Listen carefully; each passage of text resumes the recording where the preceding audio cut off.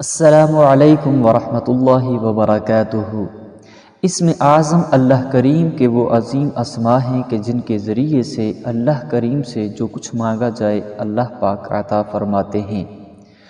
اسم اعظم حسبنا اللہ ونعم الوکیل، یہ بھی اسم اعظم ہے۔ بعض اہل علم حضرات کا یہی موقف ہے۔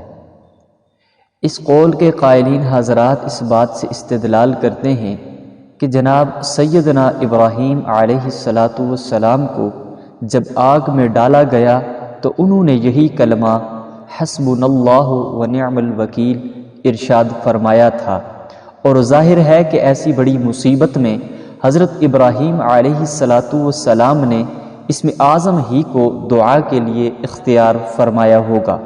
پھر حضرت ابراہیم علیہ السلام کا اس مصیبت سے نجات پانا بھی اس بات کی دلیل ہے کہ یہ کلمہ قبولیت کی تاثیر رکھتا ہے، اور اسم اعظم کی یہی تاثیر ہے کہ اس کے ذریعے مانگی جانے والی دعا قبول ہوتی ہے اور اس کے ذریعے سے اٹھنے والی پکار سنی جاتی ہے۔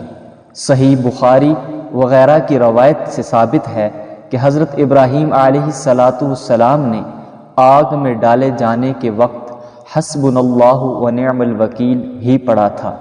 حضور پاک صلی اللہ تعالی علیہ وسلم نے بھی یہ کلمہ ارشاد فرمایا جب آپ کو غزوہ حمراء الاسد کے موقع پر دشمنوں کی کثرت اور تیاری سے ڈرانے کی کوشش کی گئی تھی۔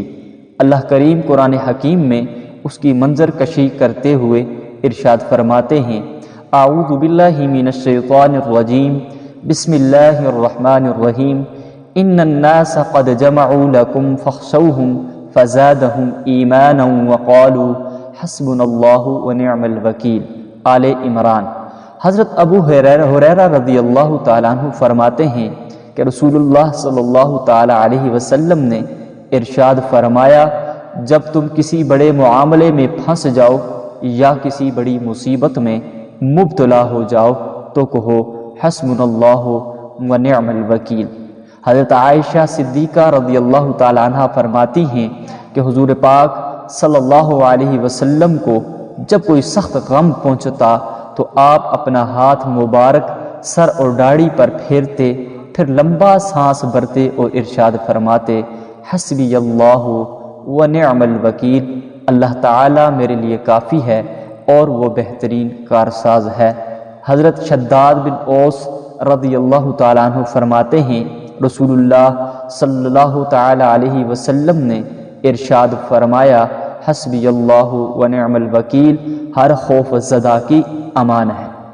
اتنے سارے فضائل اور برکات جو آپ کی خدمت میں پیش کیے، جو شخص اس حسبی اللہ ونعم الوکیل یا حسبنا اللہ ونعم الوکیل کو اپنا معمول بنا لے اور روزانہ 450 مرتبہ جو کہ اس کے اعداد ہیں اس کے مطابق پڑھے گا تو اللہ کریم اس کا کارساز بن جائے گا اور اسے ہر خوف سے امان بخشے گا اور ہر طرح کے مصائب، پریشانیوں اور مصیبتوں سے اسے نجات دے گا۔ حسبنا اللہ ونعم الوکیل کے بے شمار فوائد ہیں۔ اگر کوئی شخص دنیا میں کسی چیز سے مایوس ہو جائے تو وہ حسبنا اللہ ونعم الوکیل کا ورد شروع کرے تو اللہ کریم اس کا بیڑا پار لگا دیں گے اور اس کے تمام مسائل کا حل فرما دیں گے۔